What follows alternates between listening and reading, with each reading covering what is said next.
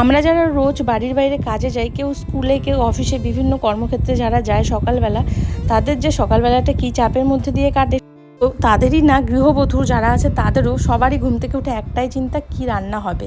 তার আগে বাড়িঘরও টিপটাপ করে গুছিয়ে রাখতে হবে। আমার যেমন বাড়িঘর গোছানো না থাকলে কোনো কাজেই মন বসে। সব বাসি কাজকর্ম সেরে এখন রান্নাটা বসিয়ে দিলাম। ভাতটা বসিয়ে দিয়ে সবজি কাটছি, ততক্ষণে আমার ভাতও হয়ে যাবে আর সবজিটাও আমি বসিয়ে দিতে পারবো। আর আজকে বেশি কিছু না, ছোলার ডাল আর কচু দিয়ে একটা ডাল হবে, আর সঙ্গে আলু ভাজা, এটুকুই আজকে আমার রান্নাবান্না। আর বরকে বললাম আজকে একটু পুজোটা দিয়ে দিতে, কারণ বৃষ্টির দিন, বৃষ্টি পড়ছিল, একটু ঘুম থেকে উঠতে দেরি হয়ে যায়।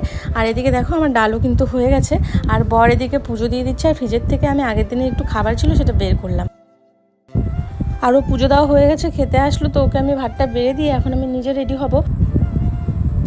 রেডি হয়ে ব্যাগ ছাতা ঘাড়ে নিয়ে দেখছি বাইরে একদম বৃষ্টি কমেনি, তাই ছাতা নিয়ে বেরিয়ে পড়লাম।